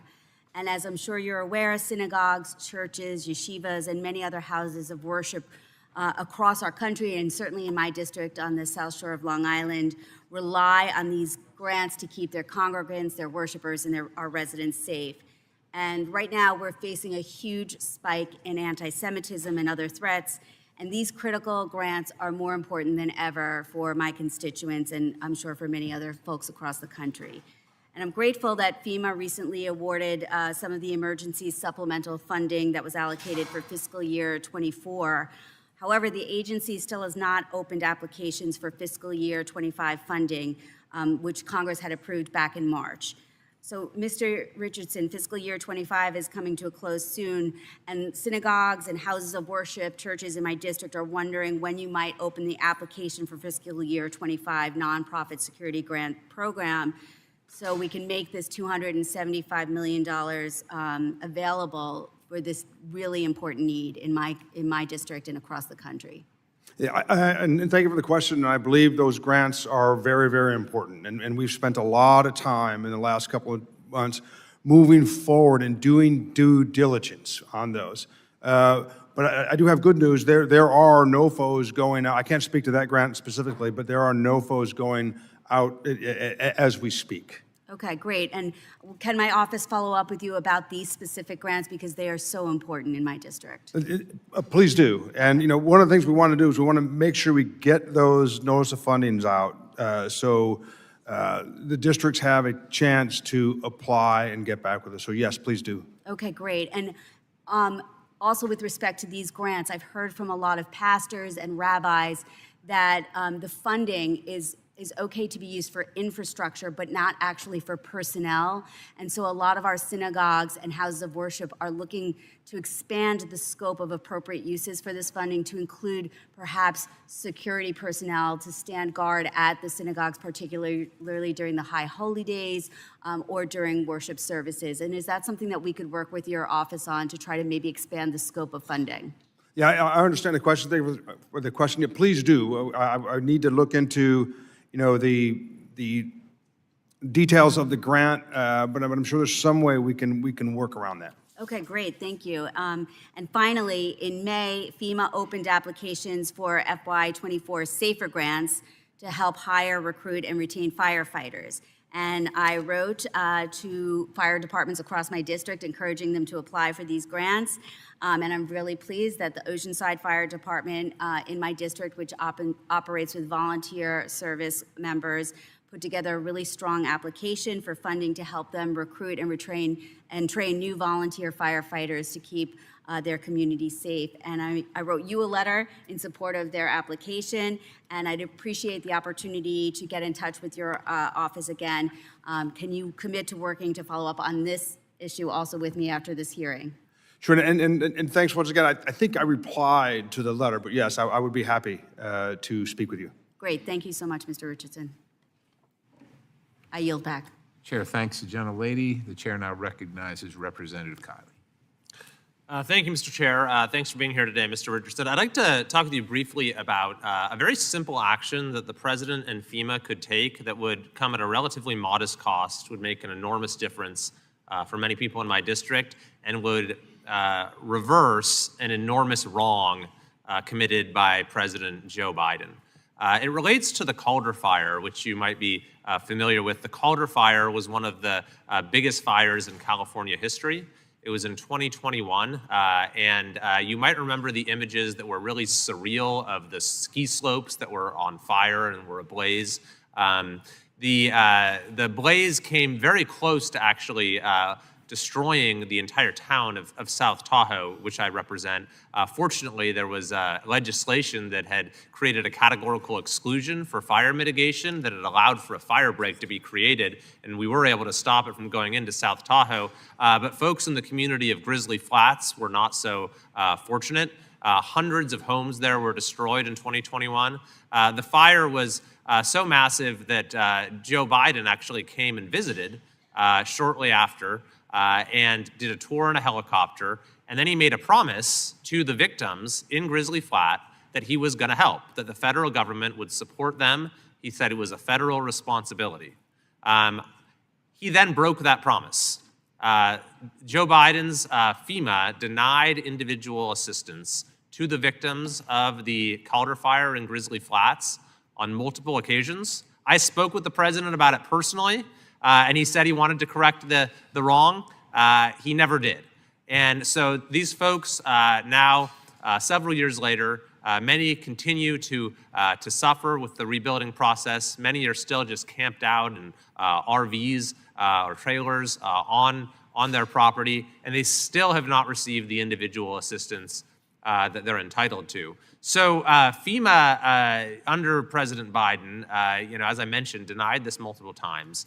But the president has the authority to grant the assistance himself. And in fact, President Trump did this during his first term for multiple wildfires in California. So my question is this something that you might be able to look into and talk with the president about to finally get the victims of the fire in the Calder Fire, the victims in Grizzly Flats, the individual assistance they deserve? Yeah, I can go both ways on that. I can talk to, and thank you for the question. I can talk to Region 10, Bob Fenton, and I can also reach out to the White House, find out where the Delta is, and then get back to you with the potential way forward. I really appreciate that. And I think that, there's also room to look at the process by which these determinations are made within FEMA, because, one of the things, for example, that they used in their analysis, even though there are bigger wildfires where folks have gotten the individual assistance, they, for example, looked at the income level in El Dorado County as a whole, which is where Grizzly Flats is. even though Grizzly Flats itself is not by any stretch of the imagination a wealthy area, but they counted the overall median income of the county against the people who lost their homes within this particular jurisdiction. There's a lot of arbitrary things like that that just don't make sense. But at the end of the day, this is a promise that the President of the United States, Joe Biden, made to the people in our community, and then he broke that promise. And I'm really hopeful that the President, if he has the ability to do so, can right that wrong. I'll reach out to Region 9, I'll reach out to Region 10, and then I'll be able to get back with you. Thank you very much. Appreciate it. Yield back. Yield to the chair, in fact. I thank the gentleman. Regarding the issue of call time, I just want to reference the New York Times article, which apparently was the source for the dispute over how many people actually received an answer on the call. And according to the article, it says, according to a person briefed on the matter who spoke on the condition of anonymity. Now, like I've said before, we all have, I think, reasonable criticisms of and valid criticisms of FEMA, but on this occasion, I just want to make sure we're not making judgments based on people that spoke on condition of anonymity. And further in the article, it says the agency did publish similar data on October 29, 2024, which I'll remind everybody was during the last administration, during President Biden's administration, days after Hurricane Helene barreled across the South and nearly 3 weeks after Hurricane Milton hit Florida. That information showed the agency did not answer nearly half of the 507,766 incoming calls over the course of a week, E&E News reported. With that having been said, Mr. Administrator, can you, like I said, I think we all want to level set here. People on both sides of the aisle would like to know the efficacy of the call center and the response to people calling in for disasters. Can FEMA provide that information and the source of that information moving forward? Can we get a report on that so that we can know how well FEMA is performing in that paradigm? So this how I'll answer that, Mr. Chairman. I think we can legally share that with you. I think we can. Okay, I don't know for sure, but if we can, we will. I do know that we surged support. Yeah, I understand. I think that both sides of the aisle would like again, to level set and know what that information is and the source of that information. And if there's some reason that you can't do it legally, we would like to know that as well so we can take whatever action is appropriate here in Congress. Yes. All right. I'll fully cooperate. Thank the gentleman. The chair now recognizes the gentlelady, Representative Titus. Thank you, Mr. Chairman. Mr. Secretary, I'd like to go back to the conversation about NOFOs. You mentioned it several times, said that information is out the door. That's good news because some of these are months behind. I'm particularly interested in the UASI grants. That's the Urban Area Security Initiative grants, if you're familiar with that. Those are especially important in my district of Southern Nevada, Las Vegas. We have a lot of events, large-scale events that might be subject to a terrorist attack or some other disaster, and we've seen how these grants have been very helpful. In fact, there was a report that showed where they made such a difference after the Harvest Festival shooting, which is still the largest shooting in American history. Got the Super Bowl, the F1. Want to be sure those are going out the door, and if you'll commit to checking on that and let me know so I can tell the first responders and all back home that that's coming.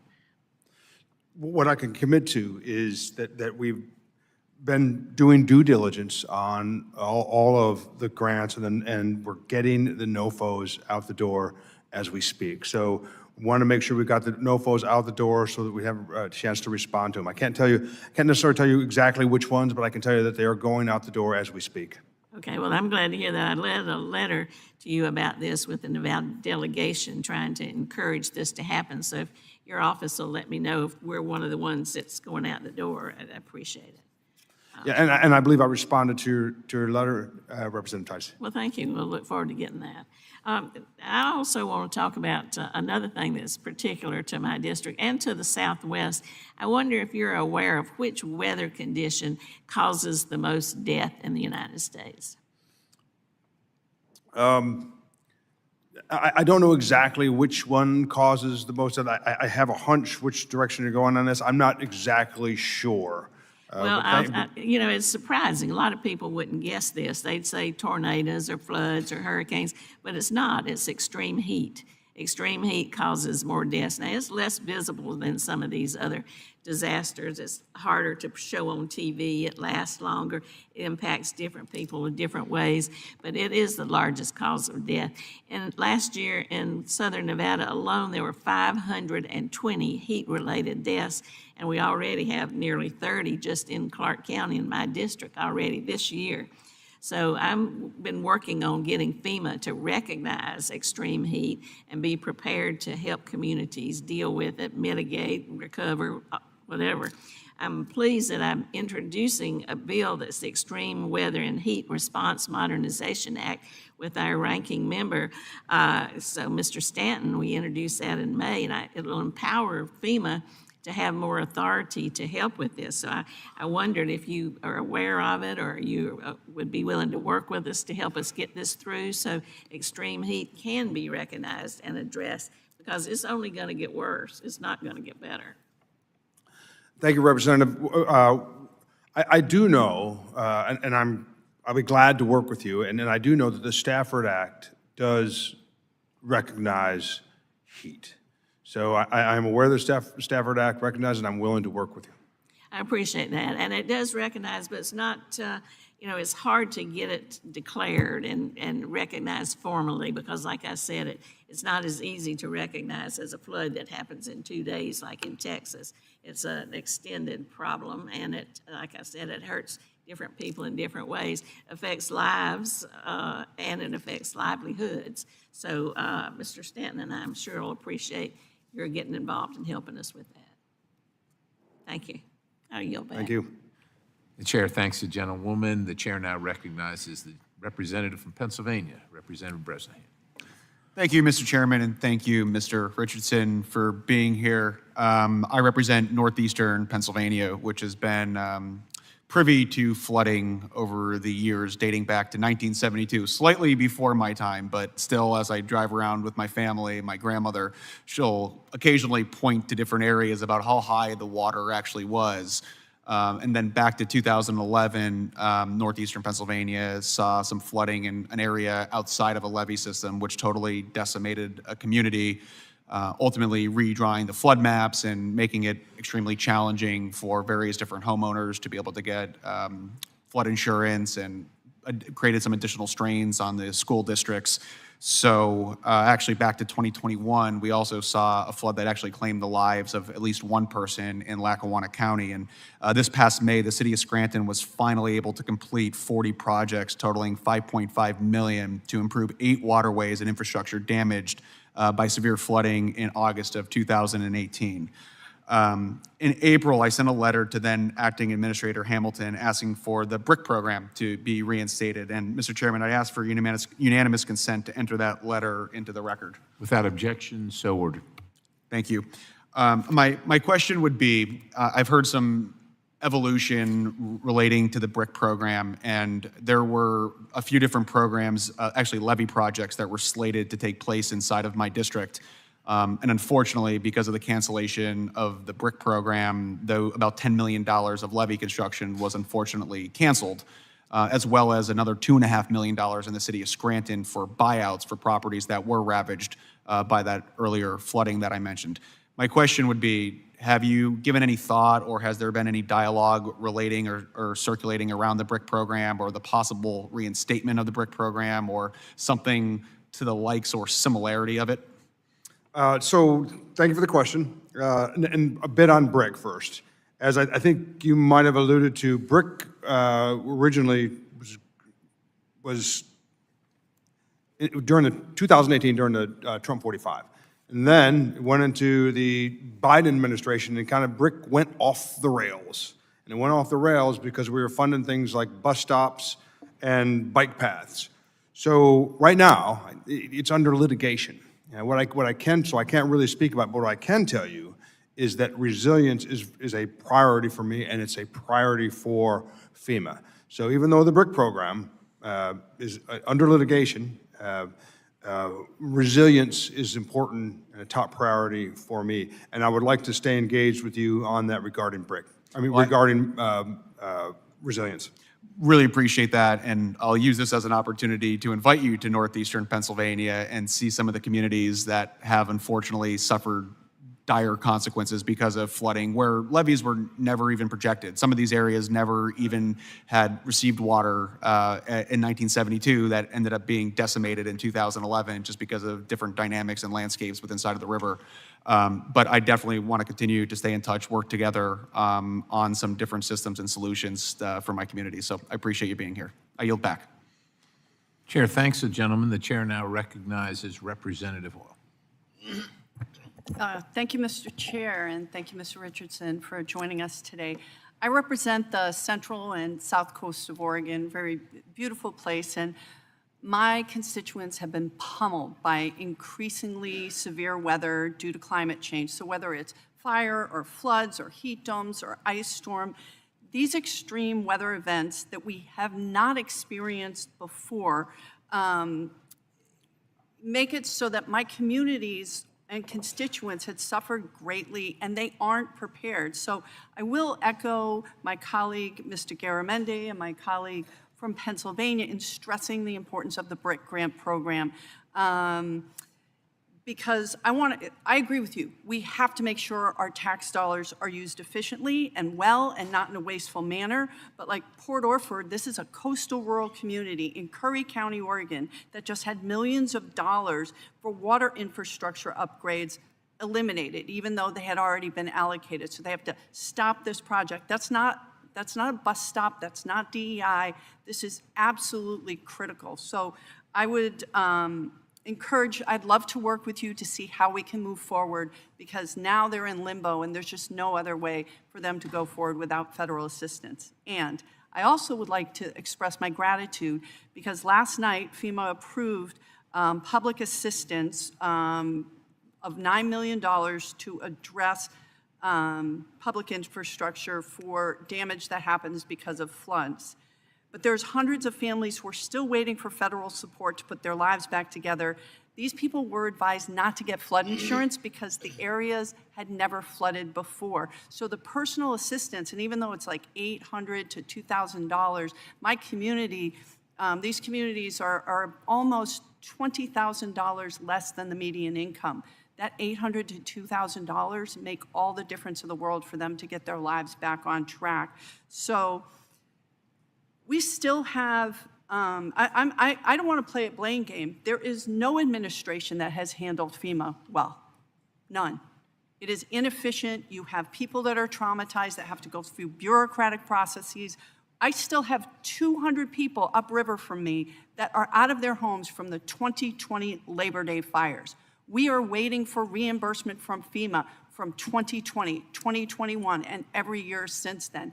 And the process is bureaucratic. We're so worried about someone not stealing a penny that we make these traumatized people go through too much. So again, would love to work with you on how we can have this be more efficient and get aid directly to people and those tax dollars working. So I have two questions. It's been over 2 months since Oregon requested a disaster declaration for these floods. When can families expect a decision on individual assistance? And secondly, is FEMA still considering changes to the public assistance thresholds that would cut off support disasters like our floods in Oregon? Because that doesn't look like reform. It looks like an action that's going to like punch people while they're down. So those are my two questions. So thank you for the questions. And flooding, by the way, is, as you know, the most costly disaster that we have. Regarding the first question, which is, could you just summarize the two questions? I'm going to jot them down real quick. So, first question, how do we track and when can we expect a decision on individual assistance? We got the public assistance, but this individual assistance might, in the scope of a federal budget, look small, but it's massive, massive to my communities. So all the declarations have been cleared. I was briefed on that this morning, so they're all cleared at this point. So even for the individual assistance? Yeah, I believe so, but I was briefed on it this morning, so we'll I do follow up believe with that you. they were cleared yesterday.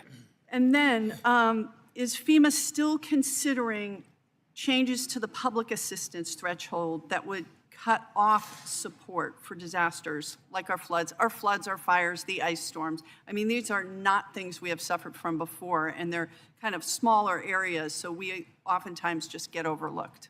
So and I understand the question, as we currently stand, they remain the same. However, the future of FEMA is going to be determined by the council. So that would be forthcoming depending on what the council decides to recommend to the president. Okay, and then finally, I will just say again, please do not throw the baby out with the bathwater. Do not eliminate and completely take out the BRIC programs, because they're really, really important work that's done, and we need those dollars. I get that we can disagree, or you can say that you don't think this is the way money should be spent, but water infrastructure and resilience are critical, and that is something in a bipartisan way we should agree that our federal dollars should be pointed towards. So thank you so much. Thank you. Chair thanks the gentlewoman. The chair now recognizes Representative Carbajal. Thank you, Mr. Chair.